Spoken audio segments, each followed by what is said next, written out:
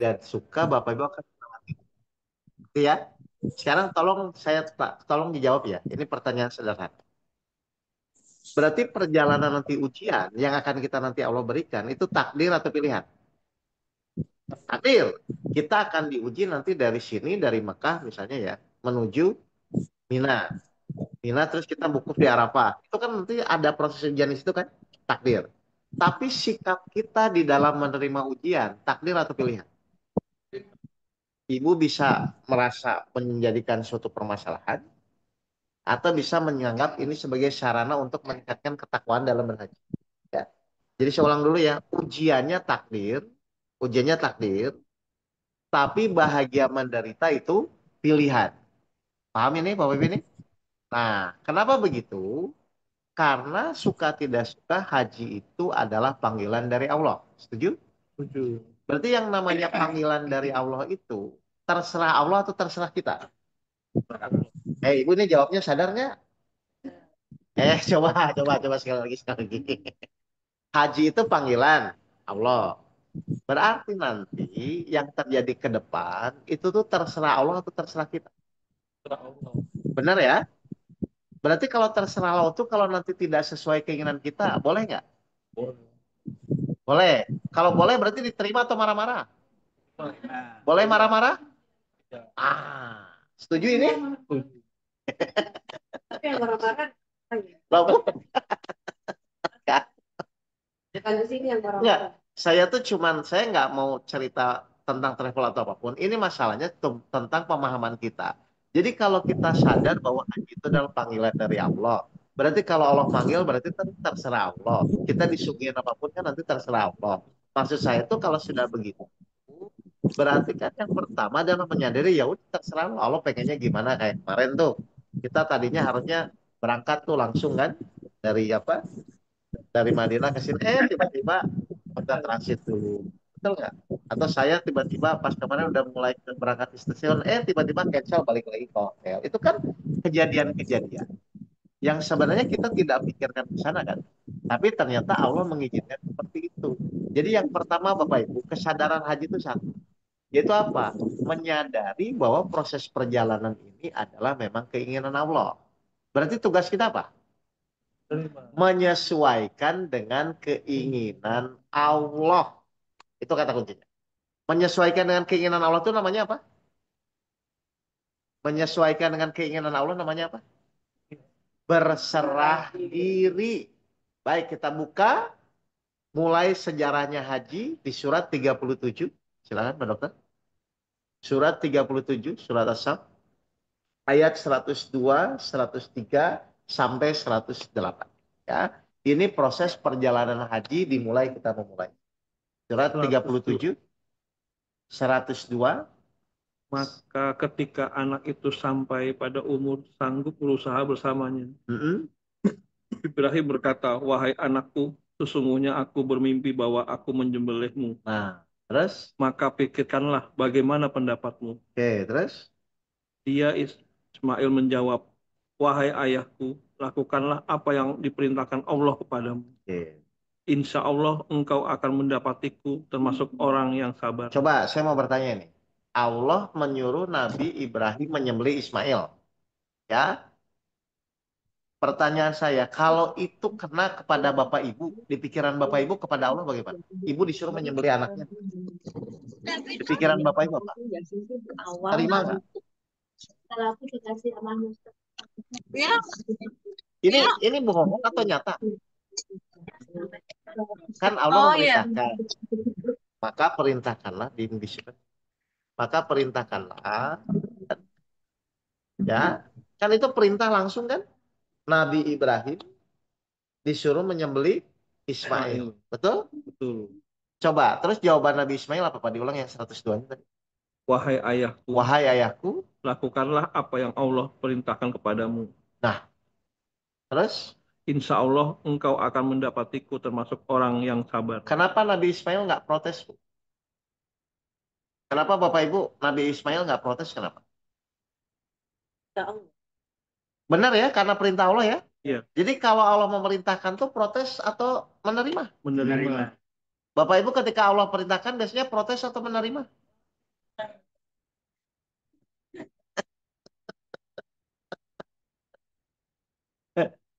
Ngerti nggak Bapak Ibu? Jadi yang Nabi Ismail lihat itu perintah Allahnya atau kejadian menyembelihnya?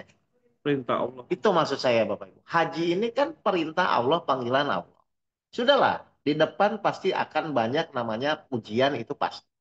Tapi sebesar apapun ujiannya Bapak Ibu, saya mohon ya. Ujiannya pasti akan kita hadapi, tapi kita lihat ini kan perintah Allah. Ini kan panggilan Allah. Minimal Bapak Ibu sebelum bereaksi terhadap ujian yang nanti dihadapi. Bapak Ibu lihat dulu, ini Allah yang manggil gitu. Jangan sampai panggilan Allah ini menjadi sia-sia gara-gara kita selalu memaksakan apa yang kita inginkan. Ya tapi kan Ustadz dan nenek-nenek kan gitu ya. Loh, saya nanya, ini Nabi Ibrahim kepada Ismail itu Allah tuh menyuruh apa? Sembelih Yang menyembelih itu apa? Berkorban. korban. Betul nggak? Kan hakikat haji itu kan berkorban kan? Berkorban untuk siapa? Diri sendiri atau untuk Allah? Berkorban untuk siapa? Baik, Bapak Ibu selama ini hidup, biasanya fokus berkorban diri sendiri atau berkorban untuk Allah? Sendiri. Terus kapan mau berkorban untuk Allah? Nah, nah, jadi saatnya ya dalam proses haji ini tolong kita mulai merubah mindset. Oke, sekarang misalnya saya begini, nggak apa-apa ya Allah. Saya berkorban untuk perjalanan misalnya nanti jauh, nggak apa-apa. Saya berkorban untuk susah masuk, nggak apa-apa. Saya berkorban untuk supaya apa? Supaya benar-benar nanti merasakan kemakmuran dalam haji. Berarti tolak ukurnya mabrur atau tidak dari mana? Akhlak yang berubah di dalam menjalani nanti proses hidup ke depan. Ya, jadi saya harapkan hajinya insya Allah secara syariatnya Bapak Ibu menjalani nanti wukuf di Arafah, lempar jumroh itu ya. Tapi ada perubahan akhlak dalam diri kita bahwa semakin lama ketika misalnya Bapak Ibu menghadapi sesuatu yang tidak sesuai, baik saya berkorban untuk Allah. Karena semakin tinggi pengorbanan kita kepada Allah, reward dari Allah pasti semakin besar. Ya, sudah berkorban untuk diri sendiri dari di Indonesia juga dari dulu selalu berkorban untuk diri sendiri kan? Sudah saatnya kalau nanti ada kejadian-kejadian yang tidak sesuai dengan keinginan kita, mulailah berpikir saya berkorban untuk Allah. Nanti nih Bapak Ibu ini caranya bagaimana? Berserah diri, menyesuaikan dengan keinginan Allah. Misalnya keinginan kita belum terwujud, oh berarti memang Allah belum mengizinkan. Ikhtiar lagi nggak apa-apa. Mohon lagi sama Allah. Belum terwujud lagi, terima lagi, ikhtiar lagi. Jadi intinya kita tetap wajib ikhtiar secara maksimal. Tapi kita sadar kalau belum diizinkan, kalau belum terwujud berarti memang belum diizinkan oleh Allah. Berarti kita hormati nggak Allah? Hormati saja. Paham ya? Baik, jadi kata Nabi Ismail, silahkan kalau ini ingin disembelih karena ini perintah Allah, maka lanjut 103-nya apa? Maka ketika keduanya telah berserah diri dan ia Ibrahim membaringkan anaknya di atas pelipisnya. Maka ketika keduanya telah berserah diri, ini berserah diri berarti yang diserahkan apa? Hah? Maka ketika keduanya telah berserah diri, yang diserahkan apa? Keinginannya. Keinginan Nabi Ibrahim disembelih nggak? Keinginan Allah? Maka Nabi Ibrahim mengikuti keinginan Allah atau Allah mengikuti keinginan Nabi Ibrahim? Nah, Bapak Ibu kan nanti punya keinginan, betul?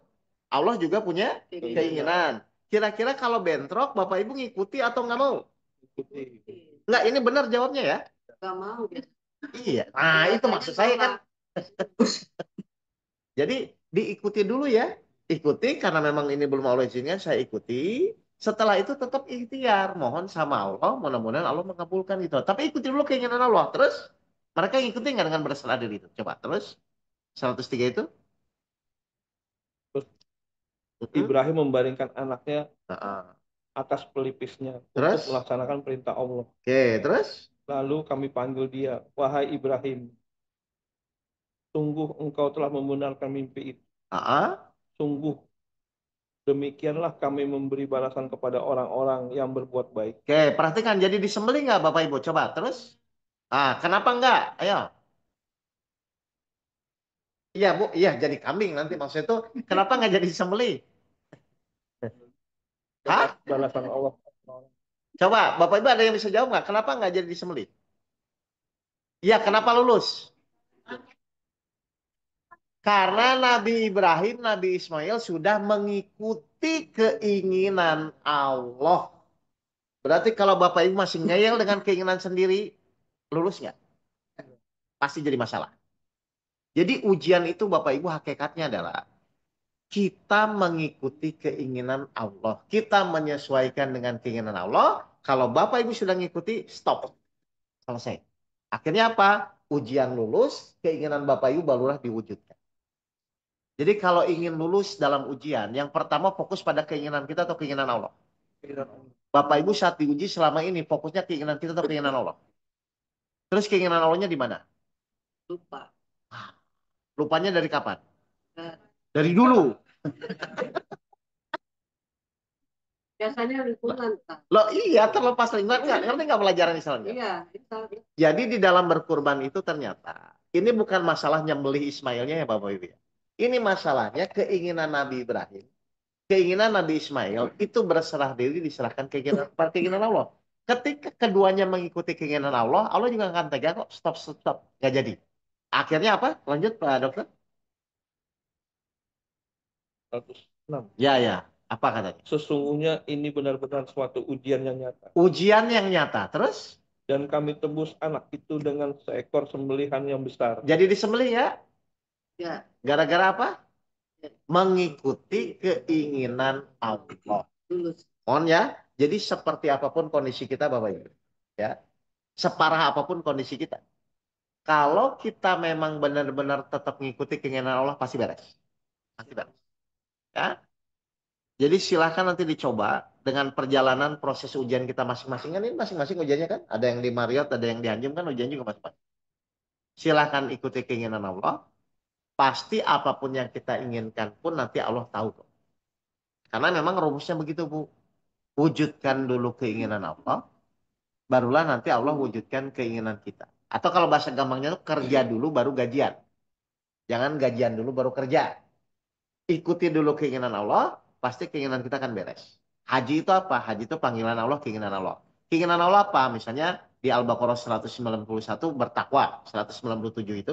Al-Baqarah 197 bahwa bekal haji itu adalah bertakwa. Bertakwa itu adalah anggaplah taat kepada Allah. Ya udah, ikuti dulu, diterima dulu, tapi tetap ikhtiar.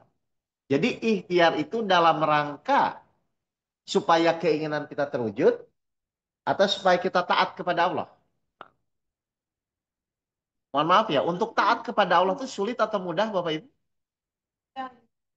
Mudah? Sulit. Solehah sekali Bu. Oh, Gak apa-apa, gak apa-apa, gak apa-apa. Betul, untuk taat kepada Allah tuh perlu proses latihan ya Bu ya. ya. Kadang-kadang misalnya gagal, tapi tetap ikhtiar lagi. Emang seperti itu hidup itu. Jadi tenang saja. Pokoknya target utama apa? Target utama adalah kalau nanti keinginan kita belum terwujud di pikiran Bapak Ibu apa? Oh berarti memang Allah belum izinkan. Tapi wajib nggak istiqomah tetap ikhtiar? Silahkan. Tapi dalam rangka semakin taat kepada Allah. Jelas nih Bapak Ibu nih? Kenapa kita disuruh taat kepada Allah? Karena Bapak Ibu ngaku hamba Allah kan? Baik, benar nggak? Taat itu adalah perintah Allah selama-lamanya. 16 ayat 52. Silakan. Bahwa taat kepada Allah itu adalah perintah selama-lamanya. Dan miliknya meliputi segala apa yang ada di langit dan di bumi. Terus? Dan kepadanya lah ketaatan selama-lamanya. Dan kepadanya lah ketaatan selama-lamanya. Jadi mau sepintar apapun Bapak Ibu, sekaya apapun Bapak Ibu, ya semampu apapun, kalau Bapak Ibu tidak taat, wassalam. Sama-sama. Iblis itu ibadahnya luar biasa. Berpuluh-puluh ribu tahun beribadah kepada Allah. Gurunya malaikat. Tapi habis dalam sekejap gara-gara apa? Tidak taat kepada perintah Allah. Sama sekarang. Kita menjalani hidup, silahkan dengan kegiatannya masing-masing. Tapi jangan lupa harusnya semakin lama kita beribadah, kita menjalani itu semakin taat kepada Allah. Caranya bagaimana tadi? Caranya bagaimana? Berserah diri. Tapi tetap ikhtiar ya. Berarti berserah diri itu di awal atau di akhir? Ya. Di awal. Betul nggak? Berarti kalau sudah berserah diri di awal, hasil apapun kecewa nggak? Kalau sudah berserah diri di awal, hasil apapun nanti kecewa atau tidak? Tidak. Ibu bapak masih sering kecewa? Masih. Berarti berserah dirinya di awal atau di akhir? Ya. Ah, salah ya, diperbaiki ya. Hah? Iya, berserahnya sama Allah. Jangan sama istri. Lah, serah terima. Nih, misalnya istri kita tiba-tiba marah-marah, Pak. Bapak berserah diri atau tidak? Nah, diri tapi ribut daripada rame Pak. Lah, berserah dirinya karena Allah yang mengizinkan istri kita marah-marah, maka kita terima dulu sebagai ujian buat kita. Kan begitu kan? Setelah diterima tetap disampaikan. Sampaikannya apa? Mah, hajinya mau mabrur nggak? Masa mabrur marah-marah? Kan gitu aja sih. Jadi sebenarnya Bapak Ibu ya, hal-hal setiap hari yang kita hadapi ini, sebenarnya kan ini hal-hal yang simpel sih. Maksudnya Bapak Ibu menghadapi kejadian tiap hari. Cuman kan reaksi Bapak Ibu tinggal menentukan sendiri. Apakah mau dianggap masalah? Silakan. Atau misalnya sebagai ujian haji kita, silakan. Karena memang ujian tuh macam-macam, tapi pasti yang kita lewati. Saya ulang ya. Kayak tadi, Bapak Ibu diuji nggak pas tadi mau sholat subuh ke masjid, askarnya ngecek-ngecek kan? Ada yang boleh, ada yang tidak. Kayak kemarin saya kan gitu, sama aja. Minta kartu, padahal udah dilihatin scan-nya, udah. Ntar aja cari jalan. Pokoknya selama tujuan kita karena Allah, pasti Allah akan mudahkan. Cuman, kita tahu kemudahan diawali dari apa? Bapak Ibu tahu kemudahan dalam hidup diawali dari apa? Bapak Ibu tahu mudah, tahu tahu kemudahan dalam hidup. Itu diawali dari apa? Dari kesulitan. Loh, Bapak Ibu tahu mudah kalau nggak tahu sulit? Saya ulang. Bapak Ibu tahu enak dari mana? Dari yang tidak enak. Hotel transit sama ini enak mana? Tahu dari mana? Iya. Itu maksudnya. Nah, jadi perlu nggak kesulitan? Perlu. Untuk apa? Untuk merasakan kemudahan. Bapak tahu nggak istrinya Soleh dari mana? Dan tidak sulit. Tahu kan? Ngerti nggak Bapak ini? Jadi di dalam hidup ini ada dua hal. Ada atas, ada bawah, ada kanan, ada kiri, ada kesulitan, ada kemudahan. Ada ujian yang enak, ada ujian yang tidak enak. Jadi Bapak Ibu tuh akan menyadari, oh memang akan begitu. Jadi Bapak Ibu tahu nggak haji ini jadi enak atau tidak? Ya dari perjalanan yang kemarin. Ayo, kemarin pas waktu umroh jujur, ujiannya udah mulai ada kan? Tapi kenapa sekarang sangat bersyukur? Karena kemarin umroh dengan sekarang lebih lancar mana? Itu maksud saya. Kenapa Allah buat begitu? Biar Bapak Ibu sadar. Syukur itu diawali tanda kutip dari penderitaan. Bapak Ibu tahu istri soleha dari awalnya istri yang cerewet. Kan begitu kan?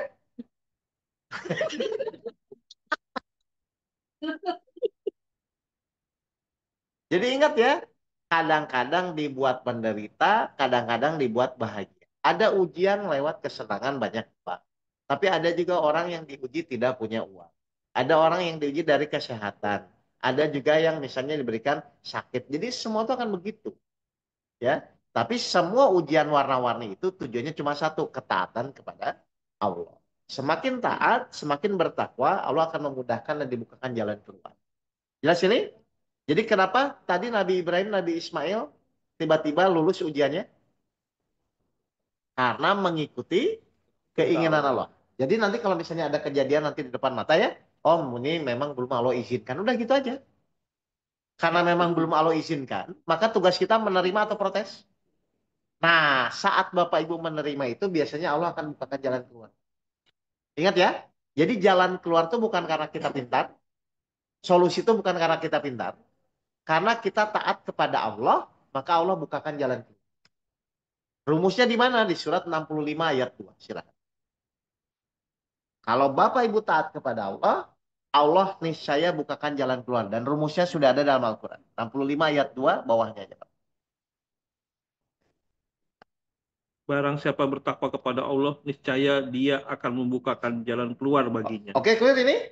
Semua jalan keluar, semua kemudahan itu bukan dari kepintaran Bapak Ibu, bukan dari Bapak Ibu punya kemampuan atau kaya atau seperti apa. Semua jalan keluar itu muncul dari ketaatan Bapak Ibu kepada takdir Allah. Semakin Bapak Ibu bisa berserah diri, semakin Bapak Ibu bisa menerima, semakin mudah Allah bukakan jalan keluar. Saya yakin Bapak Ibu yang sekarang hidup ini pernah mengalami. Ketika Bapak Ibu sudah berserah, ya Allah sudahlah, terserahlah. Misalnya usaha, apapun Bapak Ibu berserah, pasti Allah bukakan jalan keluar. Atau misalnya ketika Bapak Ibu mentok dengan masalah anak, masalah orang tua, atau masalah apapun, ketika ya Allah sudah terserah, saya ikuti apa yang kau inginkan, memang kau belum izinkan, Allah pasti bukakan jalan.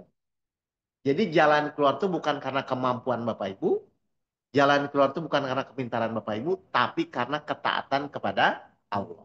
Kebayang nggak Nabi Ibrahim, Nabi Ismail jalan keluarnya itu ketika taat, akhirnya Allah berhentikan kan? Padahal saat diuji, dia kan pasti bingung. Ini gimana ya disembelih anak saya, misalnya kan? Nggak disembelih ini perintah Allah kan begitu kan? Kira-kira kalau Bapak Ibu dapat kasus gitu, mikir atau langsung dilakukan? Mikir. Mikir apa? Orang tetap mikir, mikir harus dilakukan. Ingat ya, semakin cepat Bapak Ibu menjalankan perintah Allah, semakin cepat Allah bukakan jalan keluar. Baik, jelas ini? Ada pertanyaan mungkin yang online juga boleh, yang mungkin banyak unek-unek. Saya tidak mewakili siapapun ya. Saya hanya menjelaskan ilmu yang selama ini saya jalan. Ya silakan Bu Dokter. Apa? Nggak apa-apa, lucu juga.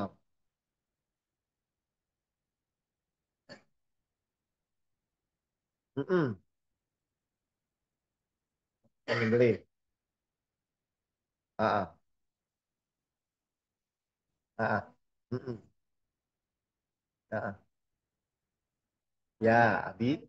Hmm, betul. Ya,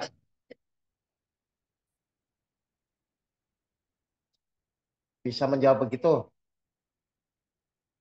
Oke, bagus. Ini pertanyaannya bagus.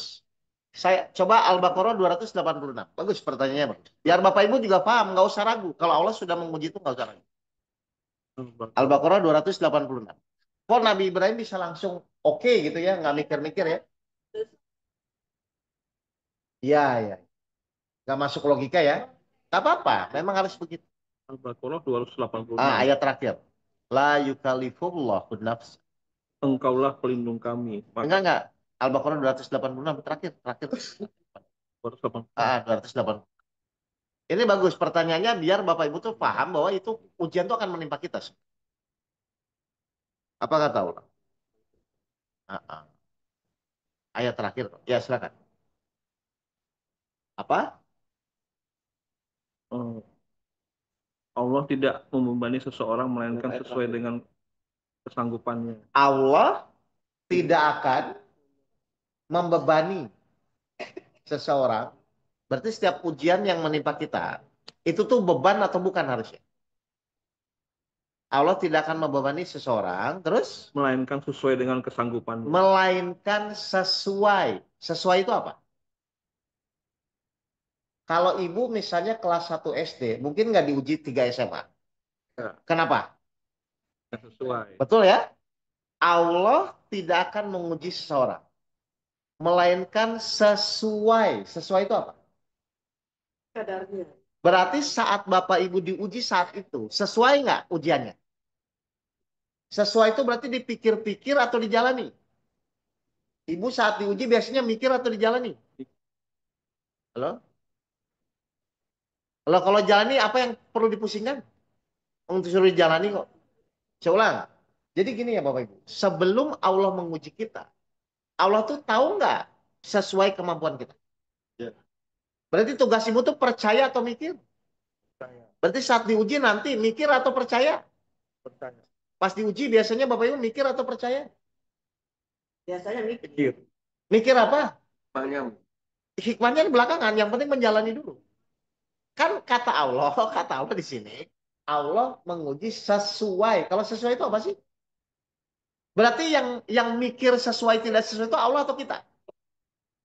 Enggak, yang mikir sesuai tidak sesuai Allah atau kita?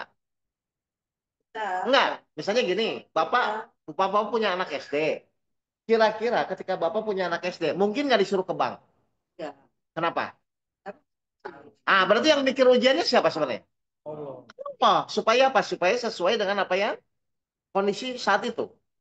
Berarti tugas kita tuh tinggal menjalani atau berpikir. Nah, terus Bapak Ibu ketika diuji biasanya berpikir atau menjalani? Mikir apa?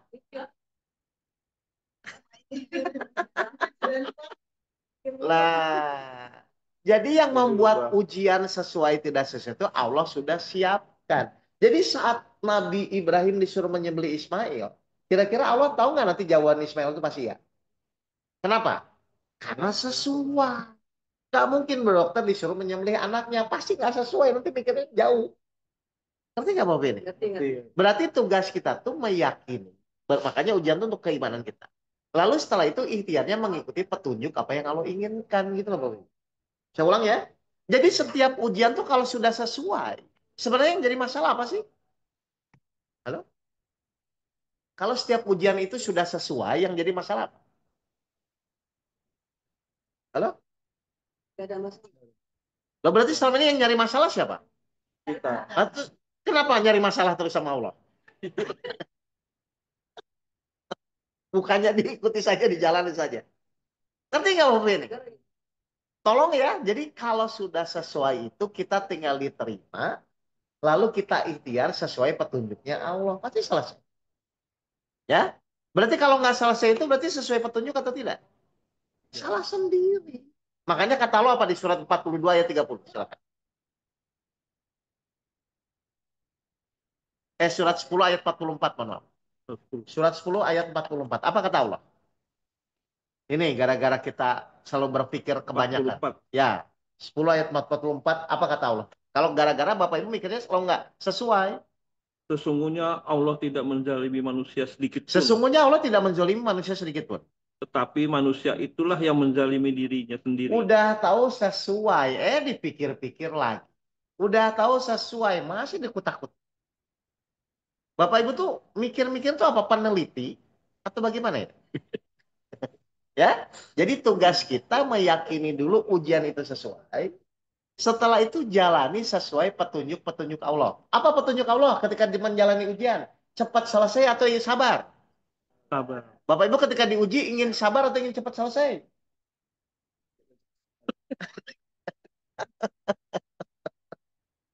Jelas ini Bapak Ibu ini? Jelas ya Bu Dokter ya? Jadi percaya saja setiap ujian yang menimpa kita itu pasti sesuai. Berarti ini urusannya akal atau iman? Nah, Bapak Ibu punya iman kan? Tolong dipakai ketika diuji. Ya, sesuai. Tapi kan enggak sesuai, gitu aja. Jadi Beda tapi. iya, tapi pasti orang baru belajar kan kita kan.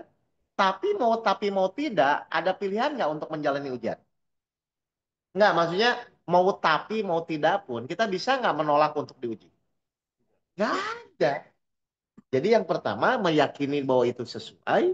Yang kedua tetap jalani sesuai petunjuknya. Insya Allah pasti Allah bukakan. Tadi bilang. Berarti setelah kesulitan pasti akan ada apa? Tahu dari mana? Dari Allah janji bersama kesulitan.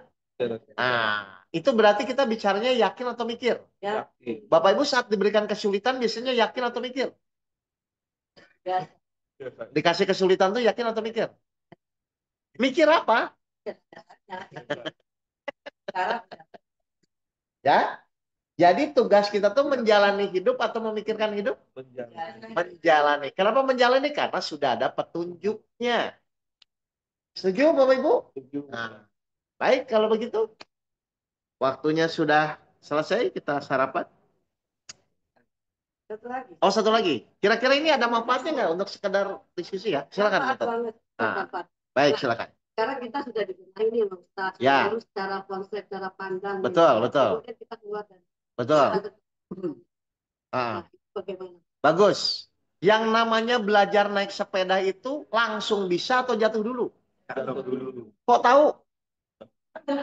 Proses. Betul? Jadi semua proses itu kadang-kadang berhasil, kadang-kadang gagal. Wajar atau putus asa? Ya sudah kalau wajar jalani lagi. Kenapa putus asa? Tapi harus keluar dari akhirnya kita jatuh menjadi individu. Oke, saya tanya.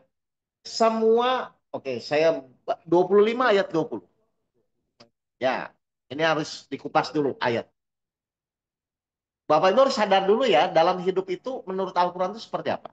25 ayat 20, apa kata Allah? Dan kami tidak mengutus rasul-rasul sebelummu, Terus? melainkan mereka pasti memakan makanan dan berjalan di pasar-pasar. Oke, perhatikan komanya. Ini apa yang Pak kata Allah? Terus? Dan kami jadikan sebagian kamu sebagai cobaan bagi sebagian yang lain. Dan kami jadikan sebagian kamu menjadi cobaan sebagian yang lain. Berarti Bapak Ibu diuji dari siapa? Dari lingkungannya. Mungkin nggak Presiden Rusia telepon marah-marah kepada kita? Berarti dari teman namanya ya, teman hajinya, teman kamarnya. Itu ujian yang akan kita lewati. Berarti kalau nanti Bapak Ibu diuji dari teman kamar, wajar nggak? Wajar? Kok ragu-ragu ini? Wajar. Yang namanya wajar biasa saja atau emosi? Biasa. Ya udah biasa. Saya akan uji dari itu memang hal yang wajar. Gagal berhasil memang itu yang wajar. Jadi sesuatu gagal berhasil itu memang wajar. Kalau wajar perlu marah-marah atau biasa saja? Biasa saja. Kenapa? Karena di Al-Quran memang akan diuji dari sebagian teman yang lain. Tinggal respon kita menganggap itu masalah atau sarana ketaatan kita kepada Allah. Kan gitu aja. Jelas betul nanti? Kira-kira kalau orang beriman menganggap masalah atau sarana ketaatan? Sarana Karena Bapak Ibu ngaku beriman semua, harusnya menjadi sarana ketaatan. Kan sulit namanya ujian itu pasti sulit. Kalau mudah namanya hiburan. Jelas Bapak Ibu semua? Baik. Jelas? Ada pertanyaan lagi terakhir? Oke, dari audiens Zoom nggak ada? Biasanya ada di chat.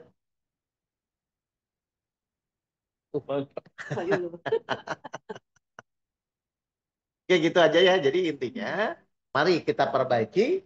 Ingat goal kita di Arafah ya, sebagai haji yang mabrur ya. Berarti dalam menuju ke sana pasti ada namanya hambatan atau yang akan menggoda apa mental jiwa kita. Jangan sampai yang utama dikalahkan sama yang selingan. Selingan itu artinya ujian-ujian yang kita hadapi ya. Pokoknya goal utama kita adalah wukuf di Arafah, taat kepada Allah dan nanti rasakan. Nah, akhirnya jangan nggak sebanding tujuan utama jangan dikalahkan sama proses yang selama ini kita jalan. Kan ujian sehari-hari kan sudah Bapak Ibu. Baik, terima kasih Bapak Ibu. Sampai ketemu lagi ya di kajian berikutnya. Insya Allah kita akan rutin karena memang supaya semakin menambah keyakinan kita kepada Allah. Dan memahami kenapa sih Allah begini, kok kejadiannya kadang-kadang tidak sesuai, supaya Bapak Ibu semakin menyadari. Terima kasih, mari kita tutup dengan bacaan hamdalah bersama-sama. Alhamdulillah.